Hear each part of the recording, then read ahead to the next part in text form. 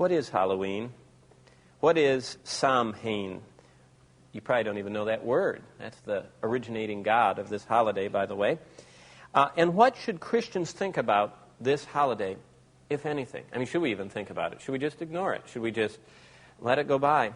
And where did this fast-growing American tradition come from? History provides the answers. In fact, I'm going to quote from 13 sources.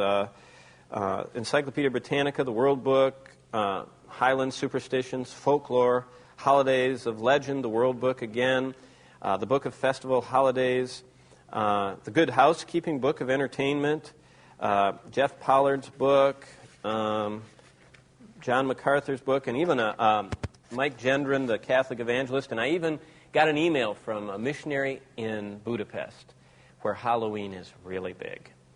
Paul Held, if you know him from Grace Church. But as we think about this, history provides us answers if we just look.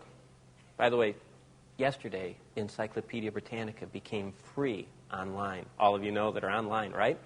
After 230 years, the $1,250 encyclopedia is now downloadable for free to all who come to their site, if you wade through the advertisements.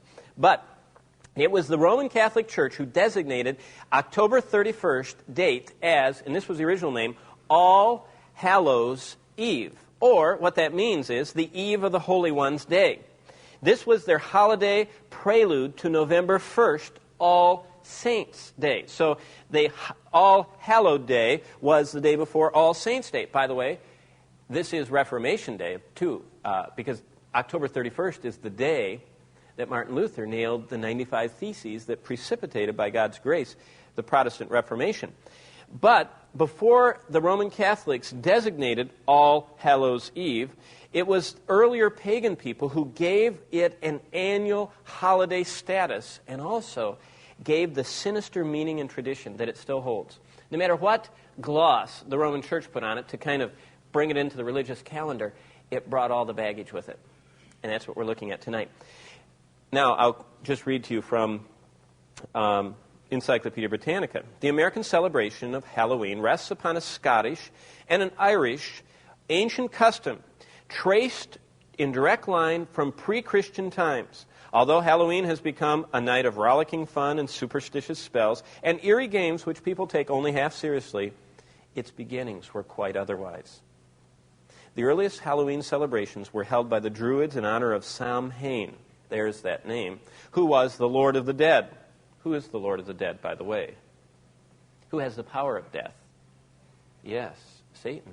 That's another name for Satan, Samhain. You know, just like God has many names, so does Lucifer, Apollyon, the devil, Diabolus, all of those different lines run to him.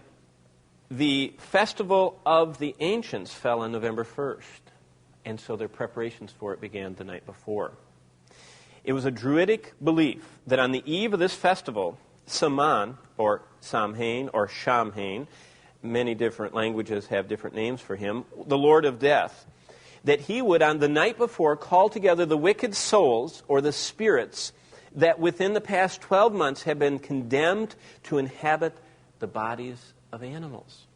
Now see, animism, the whole idea that there are spirits in rocks and in streams and in little monsters under bridges, and I mean, it just works its way into even our cartoons, even what's on our cereal boxes.